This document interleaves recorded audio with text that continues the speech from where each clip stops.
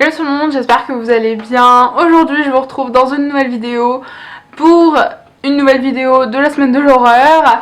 Aujourd'hui je vous fais un top de films, non Laura, de romans policiers, thrillers, horreur, tout ça à lire du coup pour la période halloweenesque.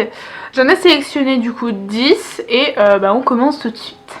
Donc le premier c'est un roman que j'ai lu cette année, dont je vous ai parlé dans une chronique, il me semble. Oui. C'est le journal de Claire Cassidy, qui a été du coup un coup de cœur pour moi. Voilà, je l'ai lu vers le début de l'année, il me semble. Donc le journal de Claire Cassidy de Ellie Griffith, je ne sais plus, sorry, je vous mettrai les infos là dans tous les cas, avec la couverture du livre quelque part. Donc voilà, donc c'est un thriller avec un petit peu de psychologie qui est vraiment sur un fond de... en lien avec un auteur inventé, tout ça, bref. C'est assez complexe à expliquer. Je vous invite à aller voir du coup la chronique par exemple que j'ai faite, ou voilà, je vous le mettrai dans le petit. Parce que là comme ça je sais pas comment vous l'expliquer, mais c'est quand même un très très bon roman que je vous recommande, et vraiment il est juste trop bien et vraiment il est juste tip top. Le deuxième, et pas des moindres, pareil je vous ai fait une chronique dessus, donc si ça vous intéresse n'hésitez pas à aller voir. C'est Joyeux Noël, Merry Christmas de Mary Higgins Clark.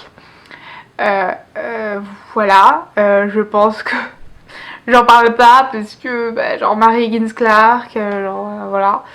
C'est un thriller et dans ce roman du coup c'est autour du coup de la période de Noël, et il y a 3 histoires différentes, 3 ou 4 je sais plus, mais à chaque fois on suit le même couple en fait de... pas d'enquêteurs parce que le gars c'est quand même l'ancien président des États-Unis. Mais bon, voilà. C'est pareil, un thriller qui est super bien, qui est très très intriguant. L'auteur nous tient en haleine de A à Z. Et bref, pareil, il est juste trop bien, je vous le recommande. Je vous mets la chronique, voilà, ici, là dans le petit i si vous voulez aller voir. Le troisième, on est pareil sur un classique du policier cette fois-ci. C'est Le Crime de l'Orient Express de Agatha Christie. Voilà, je vous en ai parlé dans un update lecture, pareil je vous le mets dans le petit i si ça vous intéresse. Donc là voilà, c'est vraiment un classique du genre thriller policier, tout ça.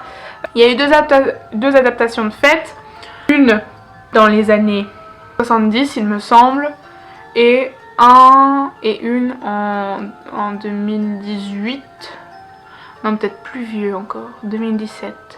Je sais plus, mais réalisé par Kenneth Branagh, je sais plus, celui qui joue Gilderoy Lockhart dans Harry Potter 2. Voilà, donc Le Crime de l'Orient Express, il est juste dingue, ce livre, il est vraiment trop bien. Pareil, il vous tient vraiment en haleine, de A à Z. À la fin, t'es juste pas bien du tout quand tu comprends en fait ce qui s'est passé.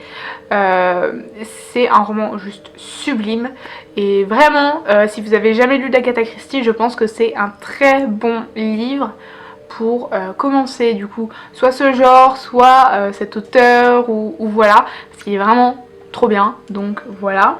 Le quatrième, on est sur un thriller policier aussi, c'est L'Art du meurtre de Christelle Deschamps. Voilà, je m'en souviens. Christelle Deschamps, je sais, je vous mettrai les infos là dans tous les cas. Pareil, je vous en ai parlé dans un update lecture, donc je vous ai mis ici. Là, on est sur vraiment un thriller policier avec thème des meurtres, l'art, donc les peintures et tout ça, les tableaux, enfin vraiment l'art. Voilà, on suit une flic du coup pendant cette enquête là de meurtre en série sur fond du coup d'art. Voilà, j'en dis pas plus parce que sinon ça spoil vraiment, mais voilà, sachez que la fin, quand tu lis la fin et t'es obligé de relire la page pour savoir si t'as bien lu en fait. Vraiment à la fin j'étais what, je relis et je comprends en fait que c'est bel et bien ça et t'es pas bien du tout. Donc voilà, donc c'est un très très bon roman que je vous recommande, un roman français. Donc voilà, franchement, quoi de mieux? Voilà, allez le lire, il est super bien et voilà. Le prochain c'est Zoé de je m'en souviens plus. Zoé de Yannick Giamona. Je suis désolée si je le prononce mal. Donc là on est sur un thriller surnaturel. Ouais. Oui. Ouais. Oui. On va dire ça. Parce que du coup, on suit tout simplement une jeune fille qui s'appelle du coup Zoé, qui en fait peut entendre les pensées des personnes. Et on la suit et un jour en fait elle va se rendre compte qu'elle va entendre la voix, qu'elle va faire des cauchemars tous liés les uns aux autres et à chaque fois avec un lien et tout. Et voilà, je vous en dis pas plus, c'est un roman qui est très bien. Je peux vous dire que la fin, pareil, vous laisse sur votre faim, très clairement. Il est vraiment bien, très bien écrit. Il est français aussi. Il est auto-édité même. Donc voilà, je peux que vous le conseiller parce qu'il est vraiment top. Et voilà. Ensuite, le prochain qui est un roman relativement jeunesse. C'est L'école des mauvais méchants. J'ai pas le nom de l'auteur en tête, mais je vous y mettrai là avec toutes les infos comme d'hab. Voilà, donc aux éditions Nathan. Et celui-ci, il est trop bien. Voilà, donc c'est vraiment jeunesse et je pense que le titre dit tout, genre l'école des mauvais méchants. Voilà, c'est très drôle, très, je sais pas, très drôle, très bien pour la période halloweenesque, la période d'Halloween, la période de l'automne et tout. Il est vraiment bien. C'est une duologie, il me semble, donc il y a le complot 1 et le complot 2. Voilà, donc je peux que vous recommander parce que c'est vraiment bien. Ensuite on a Ex-Heroes, j'ai pas le nom de l'auteur en tête, sorry, mais c'est aux éditions Panini Books. Là on est sur un roman plutôt young adulte je pense, parce qu'on est dans un univers là pour le coup post-apocalyptique avec des zombies, et ensuite tout simplement des jeunes et on voit en fait comment ils survivent face à un monde vraiment apocalyptique et face à des zombies quand même. Et du coup voilà, donc pareil, un très bon roman que je vous recommande et voilà.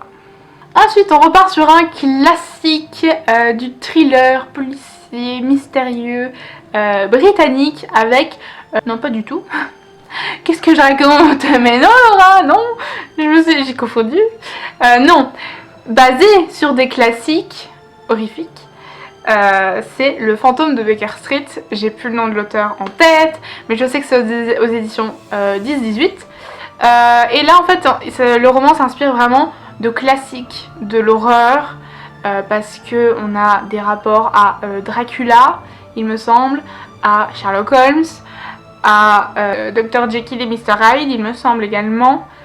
Bref, Dorian Gray aussi, il me semble, je sais plus trop, mais voilà, c'est vraiment un très bon livre qui vous fait monter l'angoisse petit à petit, qui est vraiment bien. Il est très bien écrit, il est juste trop bien, genre pour se replonger dans ces classiques là, c'est vraiment top et je peux que vous le recommander.